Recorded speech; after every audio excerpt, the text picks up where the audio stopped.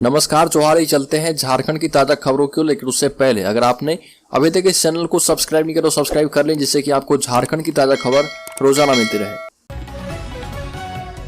पहली बड़ी खबर, ईडी ने अकुत संपत्ति अर्जित करने वाले ग्रामीण कार्य विभाग के निलंबित मुख्य अभियंता वीरेंद्र राम से 6वें दिन पूछताछ की। वीरेंद्र राम से हुई पूछताछ में टेंडर कमीशन की परतें धीरे धीरे खुल रही है।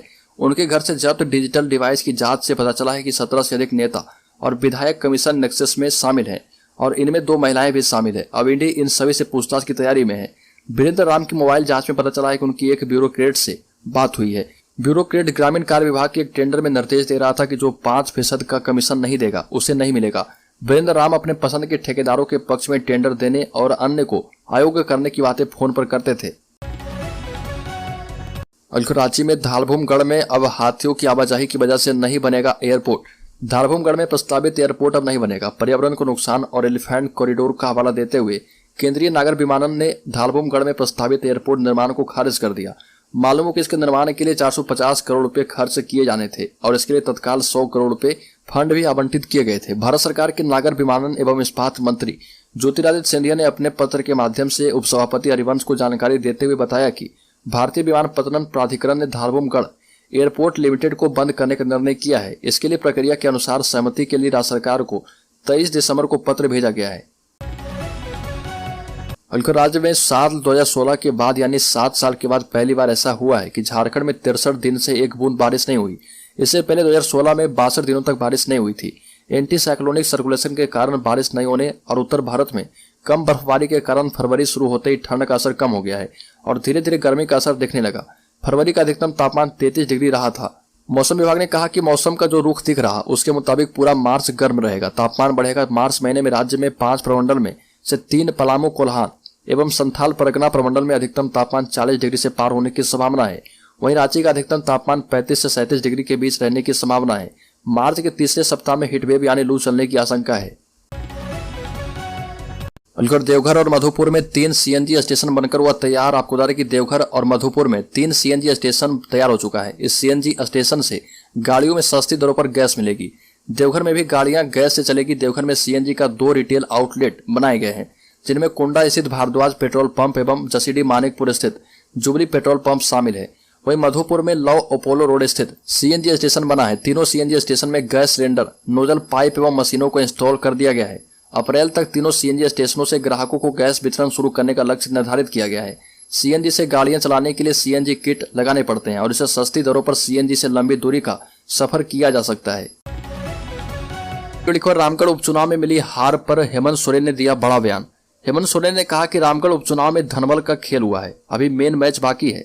झारखंड के मुख्यमंत्री हेमंत सोरेन से जब सवाल किया गया कि क्या राज्य सरकार के हालिया फैसले का परिणाम है रामगढ़ उपचुनाव में मिली हार, इस सवाल पर मुख्यमंत्री हेमंत सोरेन ने प्रतिक्रिया देते हुए कहा कि अभी तो सरकार ने काम भी शुरू नहीं किया। रामगढ़ उपचुनाव में मिली यूपीए की हार के बाद मुख्यमंत्री हेमंत सोरेन ने पत्रकारों से बातचीत की और मुख्यमंत्री हेमंत सोरेन ने कहा कि अभी तो सरकार की कई योजनाएं जमीनी स्तर पर पहुंची नहीं है, अभी तो धीरे धीरे पहुंच रही है और अभी चिंता मत कीजिए, धनबल का खेल है, मेन मैच बाकी है। राज्य में संविदा कर्मियों को अस्थायी के समान काम और वेतन देना संभव नहीं है। वित्त मंत्री डॉक्टर रामेश्वर उरांव ने ये जवाब दिया और ये कहा कि नियुक्ति को लेकर सरकार का अपना नियम है, संविधान से बाहर जाकर कोई निर्णय नहीं ले सकते। अस्थायी कर्मचारी की परीक्षा ली जाती है, लाखों लोग परीक्षा में बैठते हैं, कुछ ही चुने जाते हैं, उन्हें ट्रेनिंग दी जाती है और फिर 2 साल का प्रोबेशन पीरियड रहता है। वहीं संविदा या अनुबंध कर्मियों की नियुक्ति राज्य या क्षेत्रीय कमेटी करती है। हालांकि वित्त मंत्री ने कहा कि अनुबंध पर काम कर रहे कर्मियों को नियमित करने के लिए विकास आयुक्त की अध्यक्षता में कमेटी अध्ययन कर रही है। रामगढ़ में मिली जीत, भारतीय जनता पार्टी और आजसू के नेताओं ने इस चुनाव को गंभीरता से ले लिया। आजसू सुप्रीमो सुरेश महतो ने इलाके में कैंप किया और जनता के बीच रहे। भाजपा ने भी चुनाव में अपनी पूरी ताकत लगा दी। ऐसा नहीं है कि इस चुनाव में यूपीए ने प्रयास नहीं किया। मुख्यमंत्री हेमंत सोरेन लगातार चुनाव प्रचार करते रहे। कांग्रेस के नेताओं ने भी प्रयास किया, लेकिन जनता तक पहुंचने, उनके मुद्दे को समझने और उनका मिजाज समझने में एनडीए के नेता सफल रह गए। ग्रामीण स्तर पर, जमीनी स्तर पर पहुंचकर काम किया गया और इसी का परिणाम है कि एनडीए को यह जीत मिली है। रामगढ़ विधानसभा उपचुनाव में करीब 22,000 वोटों से जीती है एनडीए की सुनीता चौधरी। हेमंत सरकार को लगा झटका। आपको बता दें कि राज्य में रामगढ़ विधानसभा सीट पर हुए उपचुनाव की काउंटिंग सुबह 8 बजे से जारी थी और 5वें राउंड की गिनती के बाद एनडीए की सहयोगी आजसू पार्टी की सुनीता चौधरी ने बड़ा उलटफेर करते हुए कांग्रेस प्रत्याशी बजरंग महतो को करीब 22,000 मतों से हरा दिया। रामगढ़ सीट पर हार सूबे की हेमंत सोरेन सरकार के लिए बड़ा झटका माना जा रहा। काउंटिंग के लिए 40 टेबल लगाए गए थे और जहां पर 11 राउंड में पूरी काउंटिंग संपन्न हुई। अलकर सुनीता चौधरी की जीत से गदगद हो गए सुरेश महतो ने कहा कि ये हेमंत सोरेन की हार है, रामगढ़ की जनता को सलाम है। झारखंड में रामगढ़ विधानसभा सीट पर हुए उपचुनाव में आजसू की उम्मीदवार सुनीता चौधरी ने कांग्रेस उम्मीदवार बजरंग महतो पर बड़ी बढ़त बना ली। वहीं पार्टी सुप्रीमो सुरेश महतो ने पत्रकारों से बात करते हुए कहा कि यह हेमंत सोरेन सरकार की हार है, झूठ की बुनियाद पर बनी सरकार की हार है। मुख्यमंत्री समेत पूरा सरकारी तंत्र रामगढ़ में काम कर रहा था, लेकिन जनता ने उसे पराजित कर दिया। राज्य में रिम्स पैरामेडिकल छात्रों के अनिश्चितकालीन धरने को छात्र संगठन ने दिया समर्थन। रिम्स पैरामेडिकल के विद्यार्थी हॉस्टल सहित अपनी अन्य मांगों को लेकर रिम्स परिसर में धरना दे रहे हैं।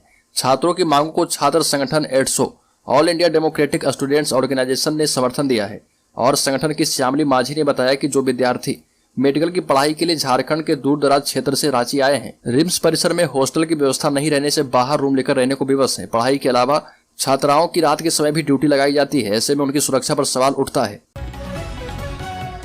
राज्य में कांग्रेस की हार पर बोले विधायक इरफान अंसारी, अल्पसंख्यकों ने नहीं दिया वोट, सीपी सिंह ने कहा कि कांग्रेस मुक्त हो रहा भारत।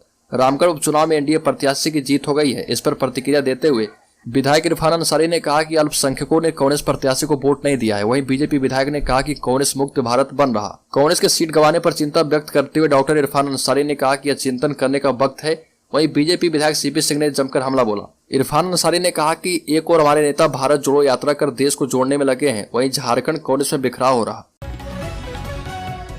रामगढ़ उपचुनाव में आजसू प्रत्याशी की जीत पर बोले बाबूलाल मरांडी, 2024 के लिए एनडीए की विजय यात्रा शुरू हो चुकी है। रामगढ़ विधानसभा उपचुनाव में एनडीए प्रत्याशी सुनीता चौधरी ने अपने निकटतम प्रतिद्वंदी बजरंग महतो को भारी मतों से हराया है। एनडीए की जीत पर भाजपा और आजसू में खुशी देखी जा रही है। वहीं पूर्व मुख्यमंत्री बाबूलाल मरांडी ने इसे ऐतिहासिक जीत बताया है और कहा कि जीत के साथ 2024 की विजय यात्रा शुरू है। बाबूलाल मरांडी ने कहा कि अब जनता स्थिति समझ चुकी है, परिस्थितियां ठीक विपरीत निकली और इस बार के रामगढ़ उपचुनाव में स्पष्ट हो गया कि राज्य की जनता का मुख्यमंत्री हेमंत सोरेन से मोह भंग हो चुका है। राज्य के जमशेदपुर जिले में गैंगस्टर अखिलेश सिंह के खौफ को खत्म करने के लिए पुलिस ने गैंग के कन्हैया सिंह को सड़कों पर घुमाया। पुलिस ने बीते दिनों इस शहर के गैंगस्टर अखिलेश सिंह गिरोह के सदस्य कन्हैया सिंह को कानपुर से गिरफ्तार किया था। देर रात पुलिस कन्हैया को सड़क मार्ग से लेकर शहर पहुंची थी। इधर शहर में अखिलेश सिंह के खौफ को खत्म करने के लिए जमशेदपुर पुलिस ने गैंग के कन्हैया सिंह को हथकड़ी बांधकर शहर की सड़कों पर घुमाया। इस दौरान सिटी एसपी के विजय शंकर के अलावा अन्य पुलिस अधिकारी मौजूद थे। जानकारी देते हुए सिटी एसपी के विजय शंकर ने बताया कि शहर में कई ऐसे अपराधी मौजूद हैं जो अपना वर्चस्व कायम किए हुए हैं। ये अपराधी बड़े बड़े व्यापारियों और अन्य लोगों से रंगदारी वसूलते हैं। रंगदारी नहीं देने पर उन पर फायरिंग करवाई जाती है। राज्य में 1,11,000 करोड़ रुपए का हो सकता है बजट। आपको बता दें कि राज्य का आम बजट 3 मार्च को सदन में पेश हो रहा। इसकी तैयारी शुरू हो चुकी है और बजट की कॉपी गोपनीय तरीके से छपवा ली गई है। बजट के बारे में कुछ खास जानकारी सूत्रों के माध्यम से मिली है। वित्त मंत्री डॉक्टर रामेश्वर उरांव सदन में वित्तीय वर्ष 2023-24 का बजट पेश करेंगे और बजट में कोई नया कर नहीं लगाया जाएगा, टैक्स में छूट दी जाएगी। सरकार ने प्राथमिकता वाले क्षेत्र को निर्धारित कर दिया है। ग्रामीण विकास, शिक्षा, कृषि, स्वास्थ्य विभाग का बजट बढ़ेगा। कल्याण विभाग का भी बजट बढ़ने का प्रस्ताव है। झारखंड की हेमंत सोरेन सरकार का वित्तीय वर्ष का आम बजट 1,11,000 करोड़ रुपए का हो सकता है। इस बजट को लेकर वित्त विभाग ने सारी तैयारी कर ली है। राज्य में रामगढ़ पुलिस ने कांग्रेस विधायक प्रतिनिधि हत्याकांड में 3 हत्यारों को गिरफ्तार किया है। गिरफ्तार अपराधियों के पास से पिस्टल और मोटरसाइकिल बरामद किया गया है। एसपी ने बताया कि गिरफ्तार अपराधियों ने जुर्म स्वीकार कर लिया है। भुरकुंडा थाना क्षेत्र के सौदा बस्ती स्थित पेट्रोल पंप के पास कांग्रेस विधायक प्रतिनिधि राजकिशोर बावरी उर्फ बितका बावरी हत्याकांड का खुलासा पुलिस ने कर दिया है। इस हत्याकांड को लेवी की रकम नहीं देने पर पांडे गिरोह ने घटना को अंजाम दिया। इस मामले में रामगढ़ पुलिस ने 3 हत्यारों को गिरफ्तार किया है। गिरफ्तार अपराधियों में पतरातू के रहने वाले गोविंद कुमार, टुंगरू टोला जयनगर के रहने वाला अजित मुंडा और रांची जिले के छापर थाना के रहने वाला बादल लोहरा शामिल है। एसपी ने बताया कि हत्याकांड की जांच करने को लेकर एसआईटी टीम का गठन किया गया। एसआईटी टीम ने तकनीकी टीम की मदद लेकर 3 अपराधियों को गिरफ्तार किया जो पांडे गिरोह के सक्रिय सदस्य हैं। ये भी कहा कि गिरफ्तार अपराधियों की निशानदेही पर घटना में प्रयुक्त हथियार और मोटरसाइकिल बरामद किया गया है। राज्य में राष्ट्रपति से सम्मानित सीआरपीएफ जवान बादल मुर्मू लापता, धरना देकर परिजन कर रहे सीबीआई जांच की मांग। चाईबासा के रहने वाले सीआरपीएफ जवान बादल मुर्मू पिछले 2 महीने से लापता है। उनके बारे में तरह तरह की बातें कही जा रही है। लापता जवान के परिजनों ने धरना देकर जल्द से जल्द इन्हें खोजने की मांग की है। लगभग 2 महीने से लापता सीआरपीएफ जवान बादल मुर्मू के परिजनों के लिए चिंता का कारण बन गया है। परिवार ने मांग की है कि जल्द से जल्द सीआरपीएफ जवान को खोज निकाले। उच्च अधिकारियों के द्वारा सीआरपीएफ जवान के परिजन को परेशान करना बंद किया जाए और इस मामले की सीबीआई जांच की जाए। बल्कि राज्य के धनबाद जिले में सीबीआई की बड़ी कार्रवाई। बीसीसीएल के अधिकारी को रिश्वत लेते रंगे हाथ दबोचा गया। भ्रष्टाचार पर नियंत्रण को लेकर सरकार काफी एक्टिव मोड में काम कर रही है। सरकार के अंतर्गत भ्रष्टाचार नियंत्रण को लेकर काम कर रही विभाग को कहीं से भी किसी भी तरह के भ्रष्टाचार होने की सूचना मिलने पर तुरंत कार्रवाई की जा रही है। अब जो ताजा जानकारी निकलकर सामने आई है उसके मुताबिक सीबीआई की टीम ने एक बीसीसीएल के एक कर्मी को रिश्वत देते गिरफ्तार किया। मिली जानकारी के मुताबिक सीबीआई की टीम ने बीसीसीएल के एक कर्मी की शिकायत पर रिश्वत की रकम के साथ कार्मिक प्रबंधक को धर दबोचा। इसके ऑफिस में सीबीआई की टीम ने 9 घंटे तक एक कागजात को खंगाला है। राज्य के जमशेदपुर जिले में चिंटू सिंह 24 घंटे में दूसरी बार गिरफ्तार। जुगलसलाई पुलिस ने रंगदारी के आरोप में पकड़ा। जमशेदपुर में सनातन उत्सव समिति के अध्यक्ष हरजीत सिंह उर्फ चिंटू सिंह को पुलिस ने 24 घंटे में दूसरी बार गिरफ्तार कर लिया। इस बार उसे जुगलसलाई पुलिस ने रंगदारी मांगने के आरोप में देर रात कोलकाता से गिरफ्तार किया है। इसके पूर्व सुबह 11 बजे साकची पुलिस ने चिंटू सिंह को सरकारी कार में बाधा पहुंचाने के मामले में गिरफ्तार किया था।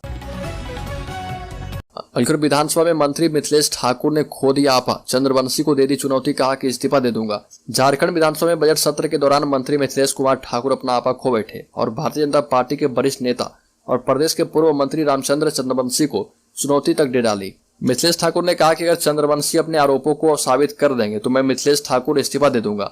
अगर वो अपने आरोपों को साबित नहीं कर पाते तो इस्तीफा देने को तैयार हो जाएं। इस पर विपक्षी दलों के विधायक एकजुट हो गए और अपनी अपनी सीट पर खड़े होकर हंगामा शुरू कर दिया। इस पर झारखंड विधानसभा के स्पीकर रविंद्रनाथ महतो ने उन्हें चुनौती स्वीकार करने के लिए कहा। विधानसभा स्पीकर रविंद्र महतो ने कहा कि मंत्री ने आपको चुनौती दी है और उस चुनौती को स्वीकार कीजिए।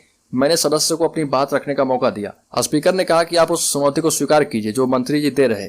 सदन के काम को बाधित मत कीजिए।